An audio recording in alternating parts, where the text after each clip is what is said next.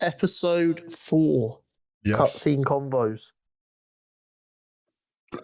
I have had a crazy busy week at work. So I have not seen that much new stuff on the internet. It's been a pretty quiet one in general based on what I have seen. We had some new Batman posters. Yep. I can't think of much else. I'm probably forgetting things. Like I said, it's been a crazy busy week. But we've still got some stuff to talk about. We got a couple of things that aren't what we've spoken about so far.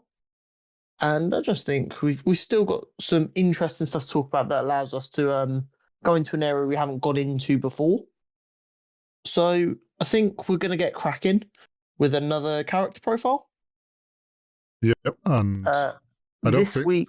I'm just going to say I don't think this was still. There shouldn't be any spoilers for anything this week. I don't think we're talking about anything that's already out this week. So I think we should be good to go. Yeah, we should be. If anything crops up that might include spoilers, we will give a little warning beforehand. We will do. This week's character profile is on Midnight Man, who is a main antagonist of Moon Knight in the comics, and then is expected to be a main antagonist in the Moon Knight TV show that's coming up. Which we touched on last week, so if you haven't listened to last week's episode, go listen to it now. So, Midnight Man is a very... When I started reading about him, I was actually quite surprised by the style of character he was, bearing in mind the style of character Moon Knight is. So what I mean by that is Midnight Man, who is known as Anton Mogar, is a rare jewel and art thief. Classic. Yeah, but it just doesn't seem like the kind of character I could see Moon Knight in my head going up against, because he seems more worried about like violent criminals and stuff. But I did think that was quite cool. As I'm sure you geniuses out there have already put together, he's called Midnight Man because as a jewel thief and stuff like that, he works at midnight. He's coming and going in the night, never being seen, which is where it came from. Very imaginative as always. So it's really interesting because he was a very rich person. He was a socialite who was almost like in it for the thrill of it. I mean, he obviously made his money through art, but he made himself look more like a legitimate socialite, which is always quite a fun dynamic that gets played with a fair bit. But the first interaction he had with Moon Knight stopped him when he was stealing Monet painting. And as part of the fight, he fell into the sewers and got swept away, which caused him to be horribly disfigured and presumed dead for a long time. When he eventually clambered out of the sewers, he saw that his estate had been torn down because they knew he was the Midnight Man. All of his prized jewels had been repossessed, and he went crazy. Don't get me wrong, the disfigured, crazy, evil person approach is, especially in more modern times, not the most popular thing in the world. So I hope if they do go down that road, they don't go to an effort to make him look disfigured again. That is a problem that disabled comic book fans have been asking people to stop, because it promotes this idea of being disfigured means you're evil and scary, which obviously isn't good. But this character originally came from the 80s, and I don't think they play up to that too much anymore now. But anyway, so he became crazy, enraged, he was disfigured and angry at Moon Knight, and started living in the sewers and collecting trash instead of rare jewels and stuff. That's how crazy he'd gone. He essentially just became a hoarder because the stuff wasn't valuable. One man's trash is another man's treasure. Yeah, exactly. So this led to a couple more fights between them over the years. In one such instance, him and another villain, I forget the name of, actually managed to trap Moon Knight in the sewers underground. But eventually he broke out, and that then caused Midnight Man to be swept away in the sewers again presumed dead. So if we see Midnight Man in the Moon Knight TV show get swept away in a sewer, he's not dead, I'm telling you that now. I mean, I think we can by the sounds of it, we can expect some point he's going to get swept away in a sewer. Yeah, and if they don't end up in a sewer, I will be surprised. But after he got swept away the second time, he then found out he had cancer. So he reached out to his illegitimate son, who went by Jeff Wild, was his name, and taught him everything he knew about stealing jewels and just all of his skills that he'd acquired over the years. But he made him promise not to become a criminal. Yeah. He'd almost break the law, but don't break the law. Yeah, no, he's kind of taught him the skills, but like find a better use for them. So then when Anton passed due to his terminal cancer, Jeff Wild took up the moniker Midnight and actually tried to become Moon Knight's sidekick. Oh. And he was his sidekick for a little while before eventually falling into villainy.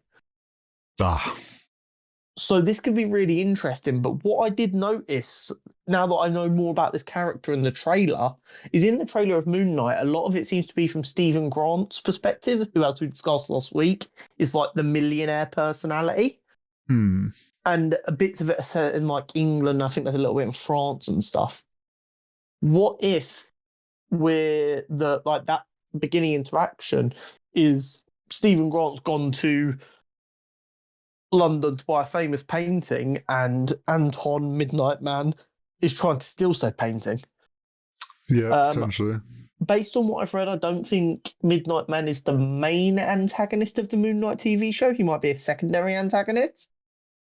But still, it'll be interesting to see how that plays out, and especially going forward in the MCU, I will not be surprised if we see them have a bit of fun with the illegitimate son, sidekick turned evil angle. I think they could have a lot of fun with that. So I think I'm on the same kind of track of you of like like you said at the beginning, it seems like an odd villain for Moon Knight, but I guess with his personality of the rich guy personality, kind of makes sense that those paths would cross, and that's probably how they'll play it into the TV show. I think that's why people aren't expecting him to be the main antagonist. They're expecting him to be a secondary antagonist. But anyway, I found that quite interesting reading about that character, and there's definitely some really fun stories to be told there throughout Marvel. So it'll be interesting to see how they use them. It could definitely be like a character that even just shows up in mention whenever there's like some situation of auctions or like that criminal underworld of kind of like art, art and stuff. They're a really good character to allow Marvel to get back into that street level superhero. And that kind of villain is what you need for street level superheroes. This is exactly what it is. They're not these people that you've got to find a way for your character to not kill them for all they've done. You just got to make them thieves and stuff like that, and you make them really skillful thieves. But yes, I'm really curious to see how that plays out. I don't have anything else to say about Midnight Man. Do you have any questions that I can try and fumble and answer? One of my questions I'd written down because I didn't know anything about him was like, just like powers and stuff. But as you've explained, like he's more just based on what I can see. Yeah, he's a highly skilled jewel thief who, as he got more and more experience, spent more and more money on gear to make himself undetectable, essentially. Yeah, so I definitely think in the show, at least, he's kind of going to be just a side, like something that kind of is going on the side from the main story arc or whatever. I think maybe just be more of a nuisance to Moon Knight in whatever he's trying to do. Moon Knight is, although he's batshit crazy and a very proficient fighter, he is also quite a good detective. So they might use the main antagonist to show off the crazy, brutal fight sequences, and then use Midnight Man to show off his detective side as well. Yeah. So they're going to use, hopefully, or I could see them using 2 villains to show off different sides of the character. Oh yeah, and kind of also help play into that split personality stuff. Exactly. Yeah, Nova, like I knew nothing about him, so yeah, this show is going to allow Marvel to have a lot of fun with characters' origin stories and stuff like that. I don't expect what I've told you about these characters' origins to be kept faithful. I expect them to have a little bit of fun, as Marvel do, and as they do very well. Yeah, the shows are always loose. Yeah, but what it does is it gives you the idea of kind of a little bit of what to expect, so you're not completely blindsided. Yeah, exactly. So next we're moving on to the biggest thing we've got coming up on the horizon. I think starting next week, we're going to maybe do some character profiles, although a lot of these characters from this are well known. The Batman. I won't do a character profile on Batman unless the comments are flooded by people going, I've never seen a superhero film, please explain Batman to me. Exactly. People still might not know where Batman came from. But I might do a little bit on the Riddler and the Penguin, because while they are very classic supervillain heroes, we are trying to cater more towards newer fans, and I wouldn't expect brand new fans to know them villains. Yeah, and also it's been a while since we've had the Riddler and Penguin live action. Yeah, it's been a while since we've had them on the big screen. Yeah. So just a little bit, just to get people an idea of what to expect, especially with the style they're going for. Oh yeah, definitely. So it comes out March 4th. Yeah. Which is a Friday. So we're going to have an episode the day before. If there's a midnight showing, we'll probably record the episode and then both be shooting out the door to go watch the midnight showing. So what that'll do is that'll give you guys a week to go out and watch it, so that you can then listen to us discuss it the following week without fear of spoilers. Yeah, what you'll get is an episode of us making a prediction about things, and then you can laugh at how wrong we are. Yeah, you'll find out how wrong we were, and well, there we are. But yeah, so March 4th. And then the new, I don't know what you thought of the new poster, because it's a symptom of the success of Marvel and just Disney in general. That Disney with Star Wars and Marvel and everything love their big face posters. They were cool at first. I'm sick of them.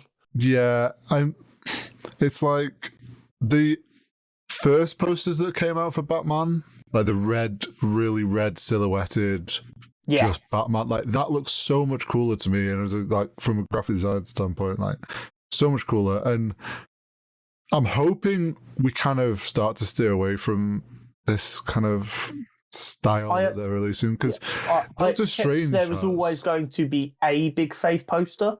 Yeah, but I want one better, and then make loads of really creative ones. Because it's like, look at the Doctor Strange poster that came out. Yeah, the ones we've had from Doctor Strange so far have been crazy good. Oh, it's actually, even again, this isn't a spoiler. Even the Spider-Man ones that have come out since the film have been crazy. There's been some insane ones that you're like, why were you not releasing these before the film? Some of them you can kind of understand why but no, but like a lot of them don't have spoilers. Like there's one where you got Tom Holland standing there with like a glass shatter effect around him. Yeah, I think, and like that's a really cool one that doesn't spoil anything, that wasn't in trailers. That would have looked awesome.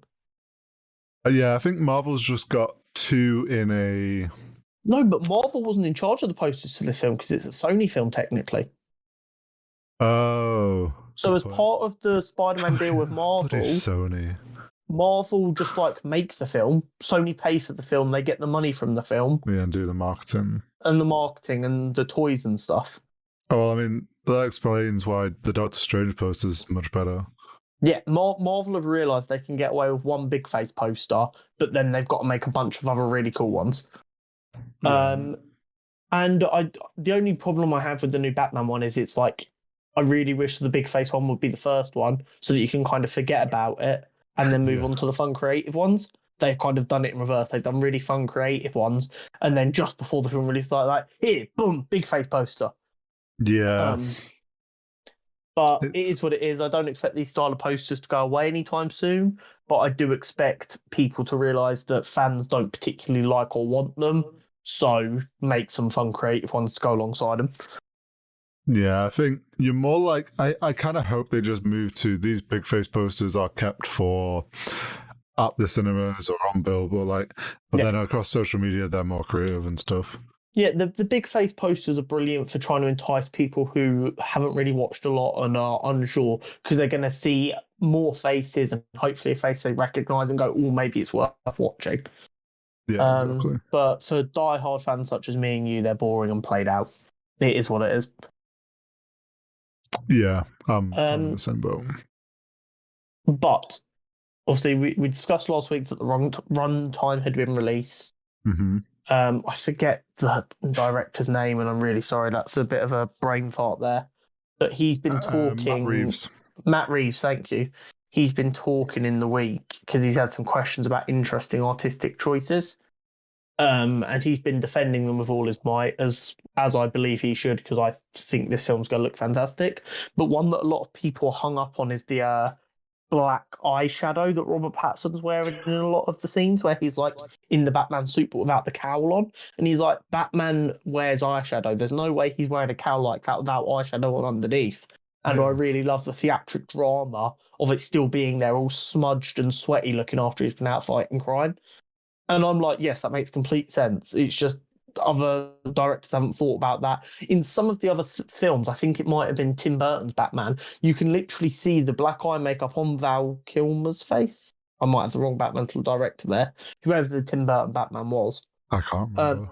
You can see the black eyeliner literally on his eyelids, and then the cloud comes off and they've wiped it off. And it's like, so you've had to put eyeliner on for the scene, but you then don't keep it.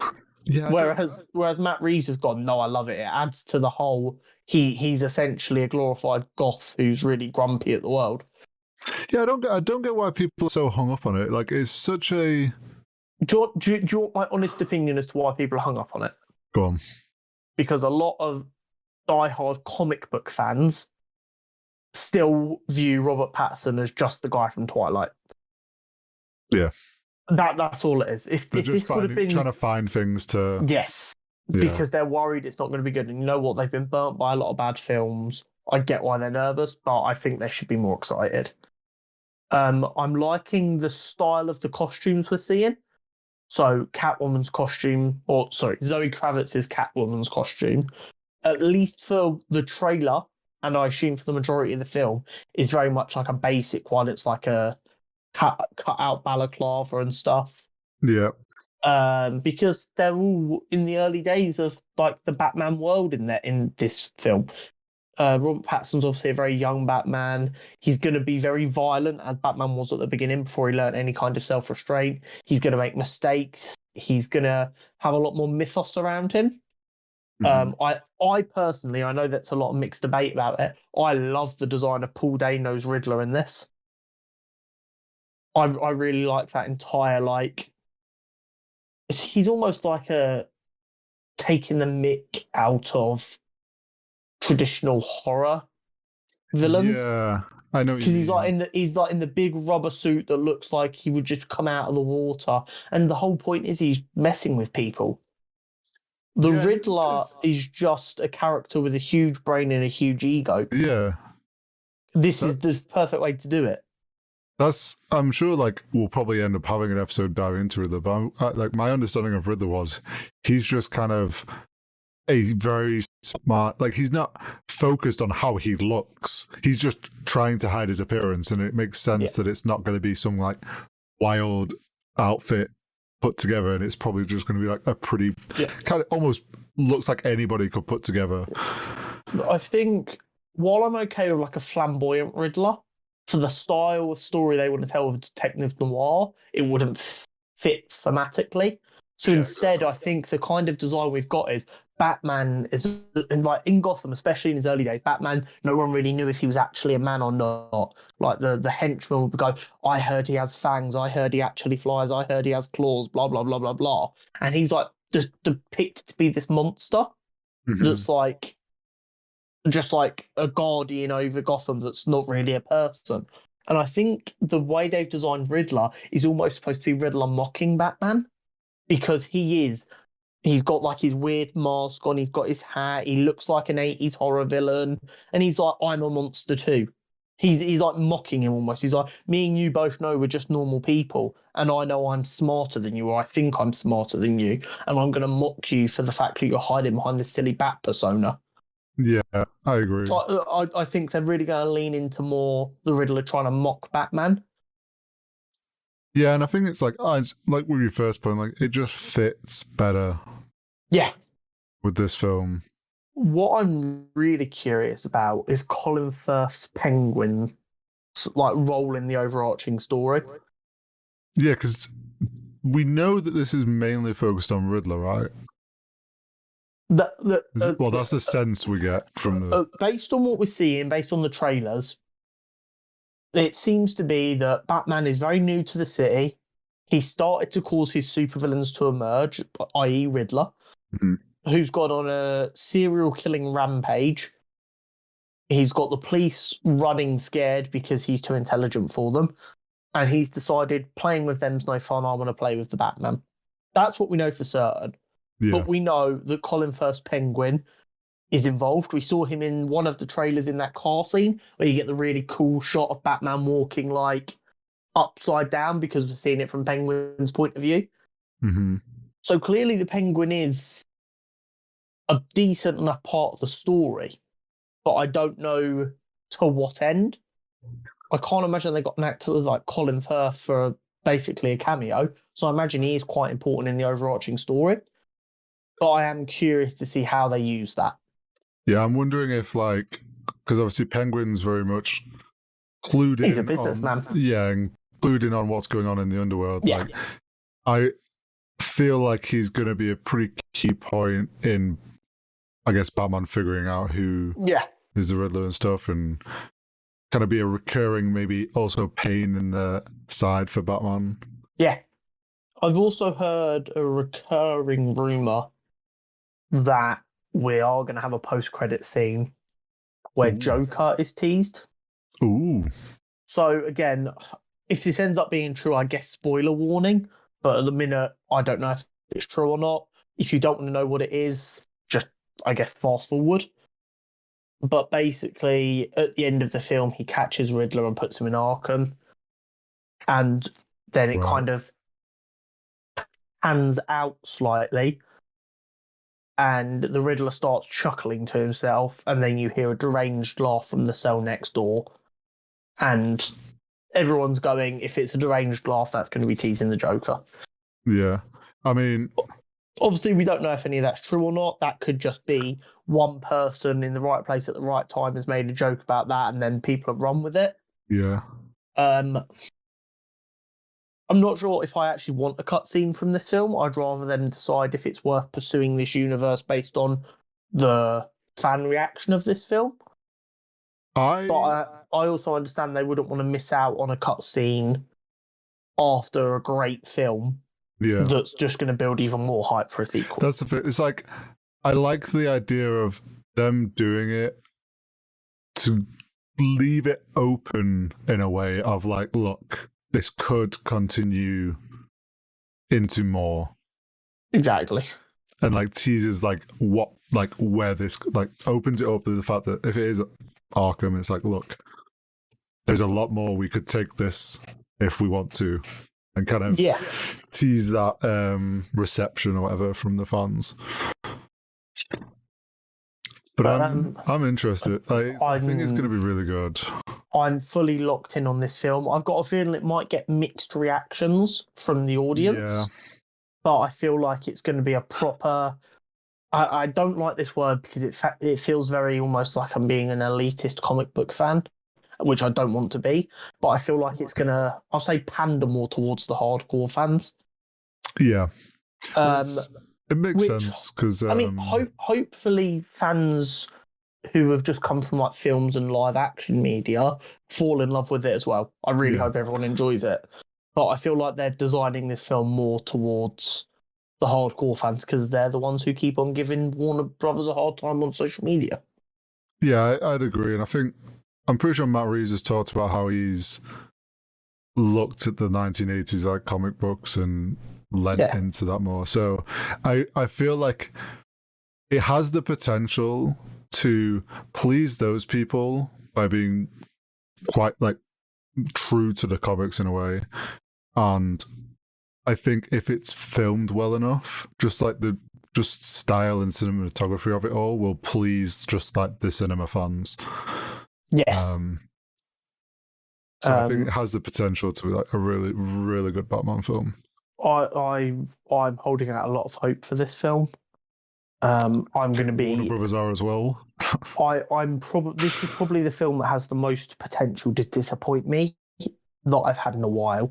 Yeah. I don't think Spider-Man had the potential to disappoint me like this because I was expecting to be disappointed.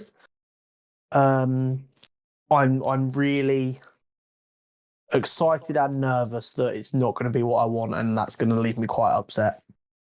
But I'm excited. It's always fun to see what's going to happen. Yeah, and you never know. Maybe this is what saves Warner Brothers and saves DC. Maybe we can but hope.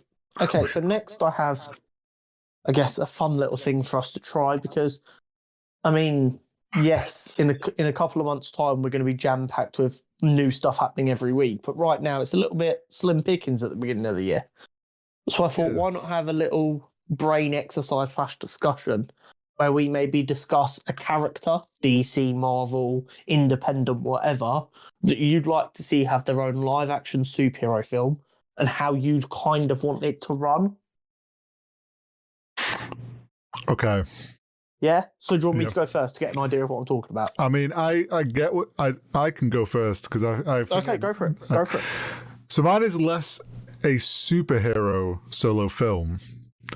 And maybe a bit of a meme, but also I would actually really love this, is if we got a Jimmy Woo. And I don't know if you realise who I'm talking about. Yeah. From, I mean, he was in Ant-Man and then he was in WandaVision. I would love kind of a Jimmy Woo TV series by Disney Plus. So I remember there was a lot of push for this when WandaVision came out. Everyone was like, give us like an X-Files style series with Jimmy Woo. And I'm like, yeah, I'm always here for more Marvel content. It brings out the universe. But then WandaVision stopped. We were on to the next show and everyone just kind of forgot about it. Yeah, I know what you mean. But like, I think it'd be really cool because obviously we're in this weird point now where we had Agents of S.H.I.E.L.D., but we don't know if that's canon. But I never watched all of it, but I remember watching like early when it was coming out, and I enjoyed the fact that we were getting like a look from the Agent of S.H.I.E.L.D. side. I'd love kind of like a Jimmy Woo thing where maybe he's going to these weird things, and then it's like this kind of mesh of he's kind of becoming the middleman between S.H.I.E.L.D. and like he's finding these new people, and then S.H.I.E.L.D's appearing. And that constant. For a format of that, would you want like a Freak of the Week style, or would it be like more like how the Disney Plus shows are already working? I would probably say, because like I guess you could do like a 6-part Disney Plus series, and it's like leads up to kind of him finding out about something, the investigation process, and like going like that whole like trying to track down these people. Or you could actually very easily just do each episode is a different mob that he's on. Freak of the Week is a format that's been a bit played out, but I think with this kind of character style could work very well. Especially, I think you lay the comedy on thick. Oh, yeah. And you just kind of have fun with it. And here's the thing, you don't do anything in it that's vital to the entire universe. So if people don't like it, they don't have to watch it. They won't miss anything. Yeah, exactly. And it's like, you've got to also remember, he is, like, he checked on, well, I can't think of Ant-Man's actual name. Ant-Man, you mean Scott Lang? Scott Lang, that's it. He checked on him while he was on, like, house arrest, right? Yeah. So it's obviously like he has his essential day-to-day, and he's going to be like loads of stuff. So you could do kind of like everything that's going on in a week, and it's like one day he's off to go find out about, I don't know, some new weird thing that they've discovered, and they're trying to work out what's causing it, and it's some new superhero. Or he goes and checks in on Thor or something random. Do a 24 style series. 24. I can't remember who's it. Jack Bauer. Yeah. Where it's 24 1-hour episodes, and it's all supposed to run across the 24-hour period of time. Yeah, like you could have like sort of some chaos week where there's just he's bouncing around everywhere chasing all these different leads. Yeah, and then have random cameos of Ant-Man or something where he's just Scott Lang. He checks in on Scott Lang one episode or something. I think that'd be a fun kind of series. It would be a fun project. They would just there'd be some careful checks and balances there that needed to be had. Yeah. But it definitely, if done right, could add a lot to people who are desperate for more content. And kind of like filler, like fill little gaps in the MCU. Exactly. Now I have another one that's a bit more of a serious answer. Go on then. Which is getting like a Bucky/White Wolf. Because obviously now we've seen where he's got to as a character after Falcon and the Winter Soldier. And like that progress he's made from being the Winter Soldier to now the White Wolf, so to speak.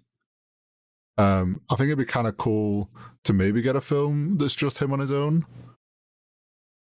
Depends, like, if it fits in. I don't know what you think on that. Bucky as a character is very rich. They've done lots of character development with him. That it would be nice. The problem that you could have with that is they've done so much good character development. I don't know if he's the main character of his own film that's going to be 2+ hours long. How much more character development you can do. And if you don't do enough character development, everyone leaves going, wasn't really needed. Yeah. Yeah. While I would love a Bucky solo adventure, and if they got it right, it could be great. I see him being I don't want to call him a sidekick, but a side character in a couple more Marvel projects before getting his happy ending. And that's just him there ready to help out. Yeah. And I think we're going to see a happier version of that character now as well. Oh, yeah. Which I'm very excited for, because as most of the Marvel fandom does, I love Bucky and I just want him to be happy because the man's been through enough. I suppose the only other way they could maybe take it if they wanted to, but again, like, it's one of those situations of, is it really needed? Is like whether or not they do a film of him as Winter Soldier and go back in time.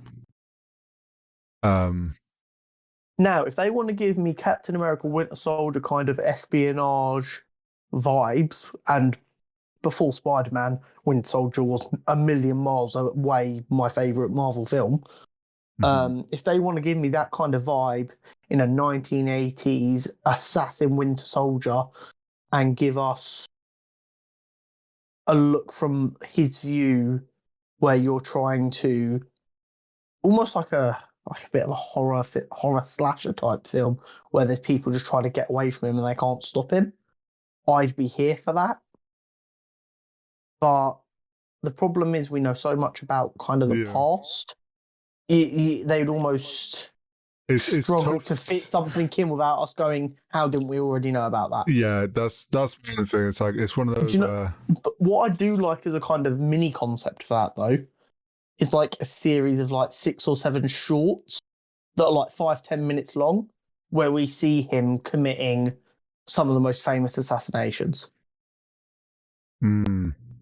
Now that would be really fun additional content that would make sense. Well, you know how they have they have those few one shots, don't they? Mm-hmm. Like they could maybe do something like that. Yeah. If they wanted to give us like 3 or 4 5 to 10 minute long shorts of him, like the JFK assassination or stuff like that, that could be really entertaining. The problem is a lot of the most famous assassinations of all time have something to do with presidents. And you know what Americans get like. Yeah. Unless they show us all the behind the scenes of the Tony Stark's parents being again, that would be a really cool short. But yeah, I think it's one of those things like I'd like more of Bucky. It's kind of also, I guess now with the way that the story's progressed, it's kind of missed its chance of being a thing. Yeah, it's almost gone the Black Widow route of taking too long. Yeah, I think now, like, as we were talking about it and stuff, it's like, it probably would have fit in best. Like, a good time to fit it in would have been when he was left in Wakanda and going through that process of healing, and they did it as, like, flashbacks. They could have done a film with him working with the Wakandans and helping them out. And, yeah, lots of flashbacks littered in as to show, like, the beginning of him dealing with the mental trauma. Yeah. But, yeah, I think we've sadly missed the boat on that one. But yeah, they were my two ideas for stories. Okay, so see, now you've put me in a tricky situation because I have a Marvel character as well, and everyone's going to think we hate DC, even though I love DC. But my Marvel character, because I just think it gives us a bit more room to have fun because of all the characters that already exist, would be Captain Britain. Ooh. So Captain Britain, at least to my understanding, again, I might be getting all confused with a different person, is basically Superman. Okay. But he wears a god-awful, ugly suit, similar in, like, coverage to Captain America's, but it's got a massive Union Jack on the front. And I'm pretty sure at one time or another he's had a sidekick called the Union Jack. But anyway, as far as I understand, his power comes from the mythical sword Excalibur. Of course. Yeah. Makes sense for Captain Britain. An American in the 70s writing anything about Britain has to involve Excalibur and Camelot in some way. I don't know a lot about him, but because he's not a super big character, Marvel could have a lot of fun with the concept of him. What I would like to see, and at this point I don't care if this is close to the actual character, this is what I would like to see as like a retelling of the character, if you like, is a British school teacher. Okay. Working in central London with kids from poorer backgrounds, trying really hard to make it work. Maybe he's got problems at home if he's got a girlfriend or something. Maybe he has no family. I don't know. He's having a lot of problems. Mm-hmm. And you just get the impression that this man has not had much luck in his life, but all he ever tries to do is help people. Mm-hmm. And then he goes to a pub, and he gets really drunk. He's stumbling around London. He ends up in a park where kids are setting fire to soft play in the centre of the park, like happens sadly all the time in England. Yep. And he goes to put it out, stamping on it to put it out, and he like puts his foot through and falls through into like a catacomb. Okay. Where he finds Excalibur in the stone. That'd be cool, yeah. Yeah. So then we can kind of get like a bit of imagery, because I mean Excalibur is quite similar to Mjolnir in the sense of only those who are worthy can wield it, and mighty power and shit like that. So, and I think you really play up to that, because you've got to remember Thor is mega famous in the world now. Yeah. So this drunken man pulls out this legendary sword, and I'd like a bit of a bumbling idiot origin story, but with mega superpowers, trying to stop crime in London, make it a proper East End Cockney criminal who's ruining the area that his school is based in. Right, Yeah? I'm with you. Yeah, yeah. With like a drug trade or whatever. And he tries to approach it as like a Thor because now he's got this all powerful weapon that only he is worthy enough to wield, blah, blah, blah. And then in like the back end of the second act, going into the third act, he realizes he has to be his own kind of hero and rely on himself. Because while he's not always been lucky, he's always tried his best. Mm-hmm. And then what you get from that is obviously he beats the gangster because it's an origin story. The gangster doesn't need to be that well written because it's an origin story. It's more about his character development. And I think that is how they then launch the British Avengers. Mm-hmm. And then what that gives you is it gives us the main Avengers, the British Avengers, which then makes it a ton easier to launch the West Coast Avengers. Right. Yeah. And also, it gives you the ability to bring James Gunn back with different characters and go, we've got a bunch of weird British superheroes if you want to try and make them work. Ooh, yeah. Give it to him. I haven't thought too much about who I'd want to play Captain Britain. I don't know if any of you are aware. Let me see if I can find the actor's name. He was in Bridgerton, which was the Netflix drama. I can tell you who Google thinks is going to be Captain Britain. Who? Henry Cavill? Yeah. Yeah, no, I don't want him. Literally, Simon Bassett. Simon Bassett? That's the actor's name. Oh, no, sorry, that's who he played. Regis Jean Page is his name. He is English, surprisingly, with a name like that. I can only assume he's got a lot of fun heritage there with a name like Regis Jean Page. Have you found him, yeah? Yeah. I think he could play the role I'm thinking of brilliantly. I'd be really keen. He's quite tall. He's got like good broad shoulders to be able to put on some muscle to play this superhero. And I think he could really be used to add a lot of value to the MCU. Yeah, it would open up a lot of. It just allows them to expand even more. Yeah, and the beauty of Captain Britain is, like I said, he's a very little-known character. They can really rebuild him how they want and have a lot of fun with it. But yeah, that's what I was thinking of. Yeah, they could definitely kind of play that into... Yeah. And while I'm not going to give this next one as much detail, I'm just going to say what else I'd like to see, because I'm really feeling bad about leaving DC out. I'd love to see a good Martian Manhunter film. I was, honestly, when you said we had no DC ideas, I was then having a thing, and I thought, I was going to say Martian Manhunter could be a DC option. He's such a cool character. Maybe we'll discuss that next week, but we do need to move on. But yeah, no, he's a really cool character. Yeah, I mean, from the little that we got to see in the CW shows of that character, yeah, I really like that style of Martian Manhunt. I thought that was fun. Yeah. Okay. Next, we have something fun to talk about. Yes, we do. So, as we discussed last week, I have an unhealthy obsession with comics.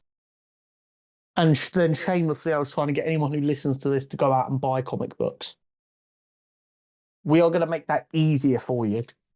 So, down below in this, there is going to be a link that is going to take you to the Forbidden Planet website. Mm-hmm. If you use that link and then buy anything from their website, you directly support us. While we are not a partner of theirs and we do not work for them, we are an affiliate. This is an affiliate program. What we are going to do is, as you know, we do our character profiles every week. We are going to link a comic to that I think would work well for you to get to know more about that character if you like the character in the description. And you can click that link, go see the comic I'm suggesting. So this week, It's not going to be about Midnight Man. It's going to be about Moon Knight, which was obviously last week, which should help you get caught up before Moon Knight comes out. Obviously, there's no pressure for you to buy anything, but if you do decide you're going to buy anything from them, please do use our link because it does support us. If you randomly decide while looking at their website that you want something, but you haven't clicked through our link and you want to support us because you're a great person, if you go to our Twitter or our TikTok, we have our link tree on there. At the very top of that is our affiliate link, which will take you to the search bar on that website. So then you can type in whatever it was you wanted to get. You will support us because you've done it through our link and you'll get what you want. So yeah, it's a fun thing. What I will do is, because I'm going to be buying comics, I'll probably post on our Twitter when I receive a comic from them with a link to the same comic if you like the look of it. And then you can read the same comics as me and go, Connor, God, you have horrible taste. Or you can go, Connor, wow, thank you for putting me on such a good character. But I think this could be really fun. It's a way for you to support the podcast while also getting something for yourself. And it's just an option that's there for you. So it's like most affiliate links for content creators, it's the usual kick. Like we get a small kickback, and if I'm honest, I'm hoping that you go there to look at the comic we link, but don't like it and actually want to buy the most expensive collectible that you can. Yeah, there's a couple of £500 action figures on there. If you want to buy one of them instead, we're not complaining. If you do let us know, just make sure you click on the link first. And don't worry about having to click out and go through the other link to go to the search bar. Once you go through our link, you can then navigate anywhere on the website and it'll still take it as we've directed you there. So don't worry about that. But yeah, we thought this would be a fun thing to be able to allow you guys to do as a community, and we'll make this a thing. When I'm going to be setting up some comic subscriptions now, I have an income again, where I'm going to be getting individual issues. I'll post them on. I'll let you know what I think about them. I'm not going to just go, oh, this is great. If I don't like it, just try and get some money. If I don't like the comic, I will stop my subscription and I'll tell you guys it wasn't for me. But if you like this, maybe give it a go. But yeah, I think that's all we really have to say about that. It just gives us a way to link the characters we talk about. It lets us just link you to the comics so you can go and find out more. So, I mean, we've said since we started this, we want this to be an entry spot for people into the Marvel Cinematic Universe and DC Universe. I guess now we can be an entry spot for people into comic books as well.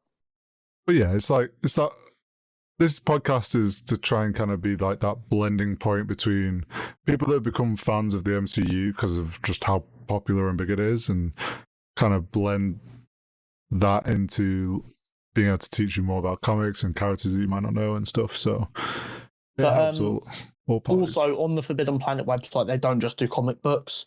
They do everything on there. There's lots of video game-based stuff. There's some cool T-shirts that have fun designs on them. I saw a pretty cool The Batman T-shirt that I really had to fight myself not to buy.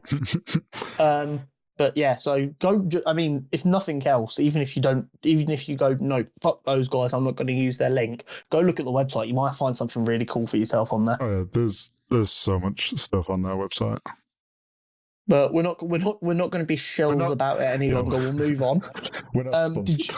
Did you have any particular talking points for this week, Corey? No, other than kind of a funny point of it's becoming a recurring thing that I'm bringing up, but Black Panther has now stopped production again. Has it? Yeah. Oh, I missed this. Oh, this is fun. This is something I didn't know about. Okay. A number of the crew, literally days after it started back up, a number of the crew tested positive and they've had to stop because of COVID. So I really hope they sort this production out. It's becoming a bit of a meme now that this is just going to keep starting and stopping. Obviously, I mean, although we're both video game nerds, we have avoided talking about video games on this podcast. But when it comes to video games, I've always said I'd rather them delay production and release of a video game to make sure it's good And I stick by that, but I always get nervous when stuff gets delayed a lot that it's going to end up diluting the final product. I really hope that doesn't happen. Yeah. Because this film is going to mean a lot to a lot of people. And I really, really hope that the production issues don't cause the film to end up feeling rushed. I think I hope they don't rush it. I guess like the bigger worry is Marvel is on a very like they've got a planned timeline for years, and it's kind of like it's gonna make it if this gets delayed so long, it's gonna end up being like, well, the film's kind of out of point of where it should be in the timeline, but obviously you can figure it out where it lies. But yeah, it's an annoying situation for them, unfortunately. Yeah. Hopefully it resolves in a way that doesn't leave us as fans going, oh no, I don't think it would have been that bad had they not had production problems. Yeah. But it's just our good old buddy COVID ruining the world once again. Yeah, hasn't gone away. There's nothing sacred anymore. So maybe next week I'll be able to let you know that they've started back up. Okay. But this has reminded me of something, because like I said at the beginning, I'd had a busy week, but I had seen some things, but they'd escaped my mind. The Secret Invasion TV show. Oh, yeah. Has started production, and some set photos have been leaked. In the UK. What I'm going to do, I'm not going to spout about it now because I will get stuff wrong. There is a comic book series about Secret Invasion, which we can only assume this show is based off of. I will do some research on it to make sure I get my facts right, and then we will discuss that next week. Yep, sounds good. Yeah? Okay. But that has started production. Samuel L. Jackson is back. Very excited. Which I think, if you have no other topics to discuss. But nothing that I've seen. Well then, that leaves us to the Superhero Showdown. Yes. We haven't been provided with one this week. We've had to pick this one up. So what we've done is, I told Hori to think of a character. He would give me said character, and then I would pick a character who I think could have a interesting battle with. So, Hori, would you like to let the people know what your character is? Yeah, so I picked a character that I quite enjoy, but I know a lot of people, his only interaction with it is through the MCU, so that kind of has spoiled it for them. But it is Hulk. I really like the Hulk. And even if his origin film from years ago was not that good, doesn't matter because we're talking about comic book Hulk. So, originally when I sent a message, I was hoping you were going to pick someone a bit more street level so that we could get this down to brains. But, I mean, Hulk's difficult to beat. I think my best chance, without going for someone stupid like Galactus who's just going to eat him, is probably Wolverine. Logan, okay. The big bad. I will also go comic book version. Mm-hmm. Now, I mean, if we do get any comic book diehard fans in the comments, they might rinse me for this. This might be the first time I get absolutely torn apart. In the comics, Hulk and Wolverine have fought a lot of times. Yeah, I'm pretty sure you can get like annuals, which is just all the times they fought. I know for a fact one fight ended in the Hulk ripping Wolverine in two, throwing his body far, far away from his legs, and then Wolverine had to like crawl because obviously he couldn't die. Yep. He had to crawl all the way back to his legs so that he could then reattach himself to his legs. They've had some pretty fucking brutal fights. I think you've picked, because this is the thing, right? From my knowledge of Hulk is he's pretty impossible to kill, and the longer a fight goes on, the harder it is to kill him. Because obviously the longer the fight goes on, the angrier he gets, the stronger he gets. That's kind of like the Hulk thing. And I know from I'm pretty sure there's some point in the Wolverine comics that he has survived from pretty much just a drop of blood. Yeah, so as far as I know, Wolverine has like the second strongest healing factor. Yeah. The only person who's got a stronger healing factor is Deadpool. I was going to say it's got to be Deadpool. And like, as stupid it sounds, I believe the only reason Deadpool's is stronger is because it's almost like a muscle, and him constantly having cancer that his body's fighting off is like making him stronger. But yeah, like Wolverine is basically impossible to kill, as well as Hulk, which is why this is such an interesting battle. No one's killing the other one here. It's just about who can keep going for longer. Yeah, it's who walks away. Yeah. 99% broken. Yeah, exactly.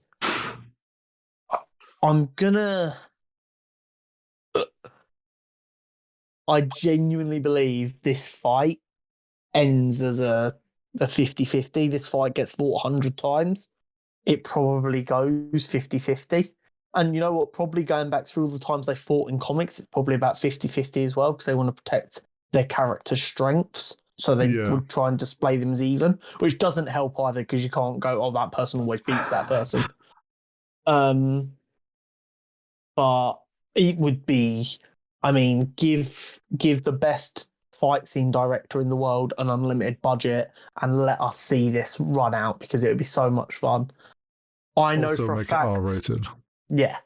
I know for a fact Wolverine has survived by cutting strips of his own flesh off and eating them and then regrowing them. So like his will to do whatever it takes to survive is real good. Yeah. So here's the problem with Hulk. Because of the character design, there's not really like a hard limit on his power level. Yeah, it's very much whatever the writer wants it to be. It's kind of just the whole... They kind of explain it as the angrier he gets, the stronger he becomes. It's just like... Yeah, some writers have put like a limit on that, though, and gone like to eventually he just stops getting stronger. And then some writers are like, nah, fuck that. He's forever getting stronger if he's getting angrier. So if we go for the he's forever getting stronger, they fight for hours upon hours. Eventually, the Hulk gets so big, so strong, so angry, he just fucking splits the earth in half with a punch. And I guess you'd have to call that a victory in favour of Hulk, because Wolverine...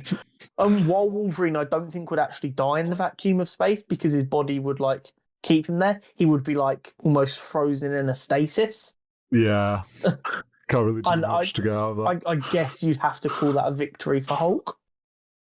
But if we go to a limit on the Hulk, I think eventually, like, adamantium claws, as far as I know, can hurt the Hulk a bit. Yeah. I think eventually, if he does have like a limit on how angry and strong he gets, I think eventually there's enough cuts on him that he kind of retreats, which I would rule as a Wolverine win. Yeah, I think... I'm with you. No, continue.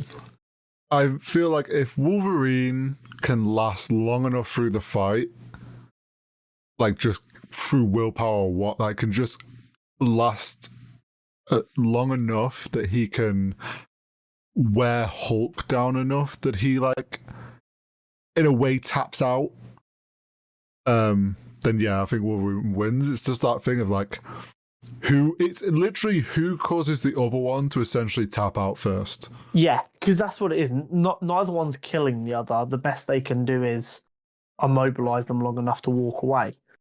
But it would definitely be a close fight, and I think it's a 50-50. Yeah, I think definitely between them two, it's just... So I think what this one ends up falling into again is a fan decide. The poll on Spotify, if it works this week. Yeah, I just would like to preface that there was no poll last week because it didn't allow me to make one. It was broken. So hopefully the poll will work this week and you guys can vote there. Whether it does or doesn't work, I will tweet out on the Twitter account a poll. Yep. I'll wait until an hour after the podcast is out so that hopefully it doesn't ruin any... I don't know if anyone would care about what the Superhero Showdown is being ruined, but I'll save it for an hour afterwards anyway. So if you're listening to this as it's come out, it's probably going live any minute now. And you can decide who you think will win and go vote for them. Yeah, I think that's... Hopefully there'll be a poll over on Spotify, but it's like a beta feature, I think, so it kind of hit or miss if it works. Yeah, also check the Twitter. It's one of those, like, I think it's kind of comes down to viewer favorite in a way of like... Yeah. And viewer favorite between Hulk and Wolverine isn't no easy feat either. No. Especially for people like in our age range as well. Because they're two of the big names that every kid knew growing up, even before Marvel. I would now love a live, like... Oh, for sure. I'd love a live action Marvel. version, but at the same time... Animated gives you more options, doesn't it? Yeah. Give it a bit of an anime twist on it. Just get the animators of Visions. I was going to say Spider-Verse. Oh. Hey, Disney, if you're listening, we won't sue you for stealing our idea, but if you want to do an animated series of these superhero showdowns we're doing, go for it. What if season 2, Hulk versus Wolverine? Imagine. Okay. Yeah, I think animated would work best, but yeah. I think that's about all from us. Again, the standard plugging. Follow us on Twitter, TikTok, subscribe to our YouTube channel, and whatever listening platform you're on, whether that's Spotify, Apple Music, whatever. Follow us across there. We're cutscene convos on everything. We've now got our affiliate link. If you're going to buy something from Forbidden Planet, we would really appreciate it if you use the affiliate link. If not, no hard feelings, we won't even know. If you do use our affiliate link, tweet us whatever you've bought. Let us know what you're getting. There will be a link to a Moon Knight comic in the description of this. If for some reason the link isn't clickable on Spotify or anything, go to our YouTube channel and it will be on there. For sure, it will be working on that. Yeah, I'm sure we'll probably even tweet out the Moon Knight comic at some point. Yeah. So. And what we will do is, anytime I get a new comic or Horry gets a new comic, we will tweet out what the comic is with a link to it on the Forbidden Planet website, so that if you guys decide that you trust our opinions, you can try it out yourself. Yep, and we can maybe get all of you addicted to comics as well. Whoop whoop. Paper crack. I take no blame if that happens. I'll take all the blame. More comic book nerds is better. It's like having friends. True. Yeah. Okay, that is all from us. Have a lovely weekend. And we'll catch you next week.